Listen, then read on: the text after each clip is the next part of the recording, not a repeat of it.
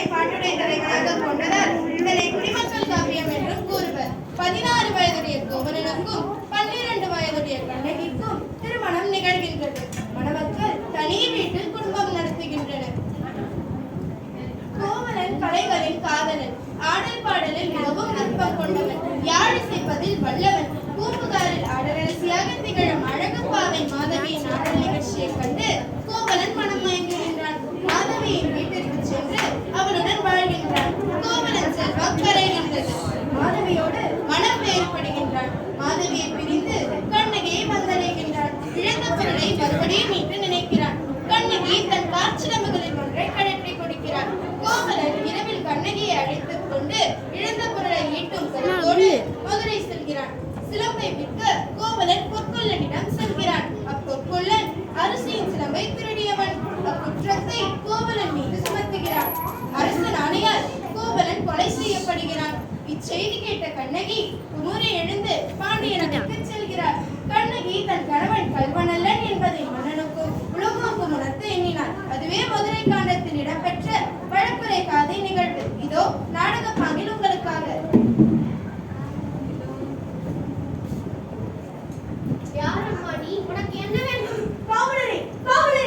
காவியம் நீரும் கையில் தனி சிலம்பும் ஆதிப்பிடி போல வடிவம் கொண்டு ஒரு சிவத்திற்கிறாள் உண்மை சந்திக்க என்று உமது மன்னரிடம் சென்று உடனே சொல்லுங்கள். கொஞ்சம் போராமா.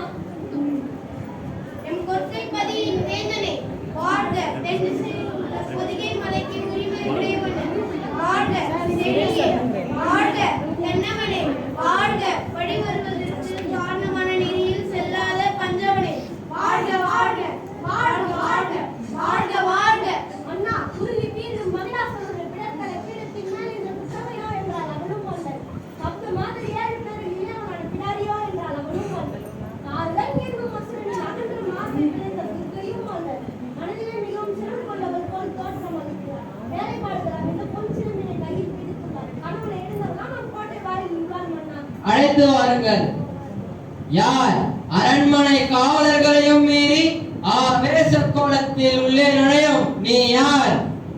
கூட தந்து புகழ் பெற்ற மன்னவரின் வரலாற்றை தேர்காலில் மகனை இட்டு நியாயம் காத்த மண்ணீதி சோழனது பெரும் கதையை நீதி விளக்கணமாய் பெற்று பெருமை கொண்ட திருமாவளவன் கரிகால சோழனது பூம்புகார் எனது ஊர் பெருமணிகன் மாசாத்துவானின் மருமகள்.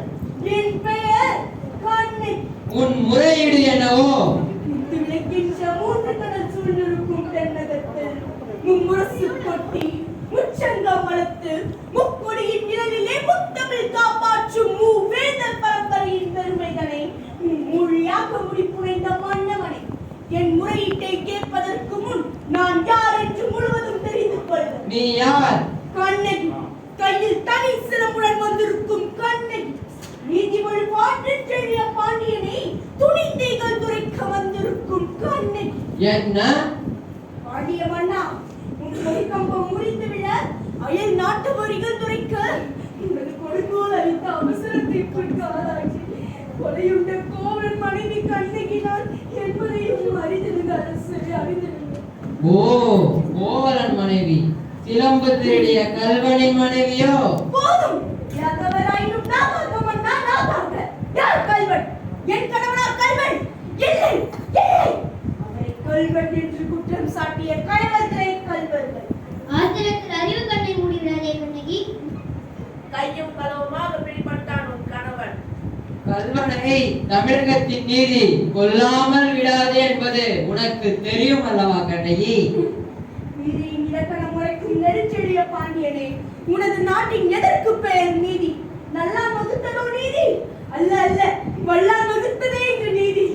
அதனால்தான் நான் வணங்குகின்ற தெய்வத்தை, என் வாழ்வு கருவலத்தை சாகுபடி புழியை தள்ளிவிட்டீர்கள். குண்டரம் ஊர்ப்பவனை எண்ணிப்பார். கொள்ளு மண்டபத்தில் விசாரிக்கப்பட வேண்டிய வழக்கு கோயில் மண்டபத்தோடு முடிவானதே. சிந்தியுங்கள், நன்றாக சிந்தியுங்கள். குற்றம் சாட்டப்பட்டவை மறுப்புகளுக்கு மதிப்பு தராமல் கொலைவானின் மேலே அவ்வளவு அவசரமாக நடைபெறுவானேன். இதற்கு பேரா நீதி? இதற்கு பேரா நேர்மை? இதற்கு பேரா நியாயம்? உமக்கு பேரா அரக்காக்கும் மன்னன்? என்ன? கண்ணகி, உன் கணவன் கையில் இருந்தது அரசி கோப்பெருந்தேவியின் சிலம்பு. கோப்பெருந்தேவியின் சிலம்பு இல்லை, கோவணம் தேவியாம் என்னுடைய சிலம்பு. நம்ப முடியாது என்னால். நீயா நம்புவதற்கு? உன்னை யார் நம்பச் சொல்கிறார்கள்? உன் மீது வழக்குரைக்க வந்தவள் நான். குற்றவாளி நீ. நான் குற்றவாளியா? ஆம், நீ குற்றவாளி. அதனால் தீர்ப்பளிக்கும் உரிமை உன் கையில் இல்லை. இதோ இருக்கிறார்களே பெருந்தன்மை பெரியோர்கள், இப்பொழுது இப்பொழுது நீதிபதிகள். இவர்கள் உரைக்கட்டும் நல்ல தீர்ப்பு. ஆன்றோர்களை அறிவுமிகு அரும்பெரும் படை கொண்டவன் பாண்டியன் என்பதற்காக நீதியின் பாதையை வளைக்காமல் ஆரிய படை கண்டான் அவனே எல்லாம் புகழ் பெற்றான் என்ற கீர்த்தி திரையால் அவன் செய்த குற்றத்தை மறைத்து விடாமல் தாயின் மேல் ஆணையாக, தமிழின் மேல் ஆணையாக, தாயகத்து மக்கள் மேல் ஆணையாக தீர்ப்பு கூறுங்கள், நல்ல தீர்ப்பு கூறுங்கள். கோப்பெருந்தேவியின் சிலம்பை கோவணம் திருத்தினான் என்பது குற்றச்சாட்டு. அதற்காக மரணம். அது ஆராயாமல் அளித்த தீர்ப்பு, அதற்கு மன்னன் பொறுப்பு. இது என் வழக்கு. உன் வழக்குக்கு என்னமா ஆதாரம்? ஆதாரம் இதோ இந்த சிலம்பு. இதற்கு இணையாக மற்றொரு சிலம்பை தான் என் மனவாளன் விற்க வந்தான். மாபாவிகள் அவரை கொன்று குவித்து விட்டார்கள். அப்படியானால் தேவி அணிந்திருக்கும் சிலம்பு? அவைகளில் ஒன்று என்னுடைய. அதற்கு அடையாளம்? அடையாளம் வேண்டுமா? 1000 கேள்விகள் என்னை கேட்டு உன்னை குற்றமற்றவனாக ஆக்கிக் கொள்ள துடிக்கிறாயே. இப்படி ஒரு கேள்வி நேருக்கு நேரு நத்தானை பார்த்து கேட்டேன். நீதி வழிபாடு செய்ய என்ற பெயர் உனக்கு நினைத்திருக்குமே, என் நத்தானின் உயிரும் தண்ணி இருக்குமே. அம்மா, தேவி அணிந்திருப்பதில் ஒரு சிலம்பு உன்னோட என்பதை மெய்ப்பித்து காட்டுவாயா? மெய்ப்பித்து என்ன பயன்? இறந்து போன என் கணவனை எழுப்பி தருவீர்களா? வெற்றுன்ற தலைதனை ஒட்டி தருவீர்களா? முடியாது உங்களால், முடியாது உங்களால், முடியாது. ஆனால் ஒன்று, உயிர் போனதால் தொங்கிய என் அத்தானின் தலை போல் உங்கள் தலைகளையும் தொங்க வைக்கின்றேன். உங்கள் நீதி போனதால், நேர்மை போனதால், மானம் போனதால். மதுரை பாண்டியா, உன் மனைவியின் பழைய சிலம்பில் உள்ள பலன்கள் முத்துக்களா மாணிக்கங்களா? முத்துக்கள், அதுவும் கொற்கை முத்துக்கள். என்னுடைய சிலம்பில் உள்ளவை மாணிக்க பலன்கள். அப்படியா? எங்கே பார்க்கலாம். தேவி, சிலம்பை கொடு. இதோ பார். பார்த்தாயா முத்துக்களை? அடுத்த சிலம்பு. மாணிக்கங்கள். மாணிக்கங்கள் அல்ல, ரத்த துளிகள். தர்மத்தின் கண்கள் வெடிக்கின்ற ரத்த துளிகள். பாண்டியா, உனக்கு இன்னும் சந்தேகம் இருந்தால் இதோ என்னுடைய மற்றொரு சிலம்பு. மாணிக்கங்கள். அமைச்சர்களே, அரும்பெரும் சான்றோர்களே, இதற்கு என்ன பதில்? தலை தொங்கி விட்டதா? நீதி கவர்ந்து விட்டதா? வயடித்து விட்டதா?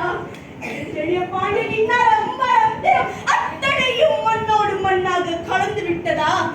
ஐயையோ, ஏன் இந்த வாட்டம்? தமிழகம் சிரிக்கிறது பாண்டியா, நீ தலைமுறைந்து நிற்பதை பார். தமிழ்நாட்டு மறைநூல் திருக்குறள் கேலி பேசுகிறது பாண்டியா. நீதி வழங்கிய செய்தியை கேட்டு யானை சேனை 1000 எதிர்த்து வந்தாலும் நாட்டு தலை குனியாமல் படை நடத்தும் உனது வீரம் எங்கே? கம்பீரம் எங்கே? வெற்றி திருப்பாற்றி எங்கே? எங்கே? எங்கே? அண்ணா, மாசுபடவும் மாநிலங்களவும் நீதி வழங்கிய உனக்கு செங்கோல் எதற்காக?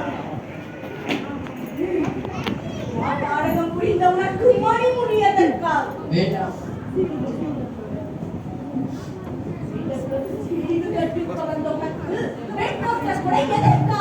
தேவையில்லை.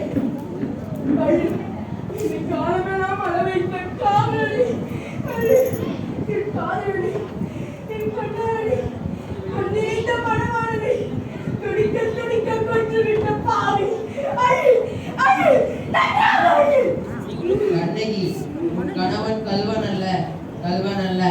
ஆராயாமல் அவசரத்தில் கொன்று வருக என்று ஆணையிட்ட நானே கல்வன். தமிழே, தாயகமே, என் தாயே, என்னை மன்னித்து விடம்மா, என்னை மன்னித்து. நீதி தவறியதால் வளர்ந்த செங்கோலை உயிர் கொடுத்து நிமித்தி விட்டீர்கள். அரசையே உயிர் கொடுத்து நிமித்தி விட்டீர்கள்.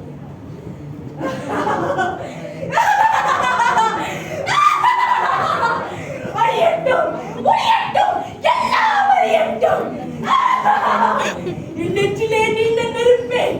நீதி தவறிய மதுரையை அடியோடு அழித்து விடு, அழித்து விடு, அடியோடு அழித்து விடு.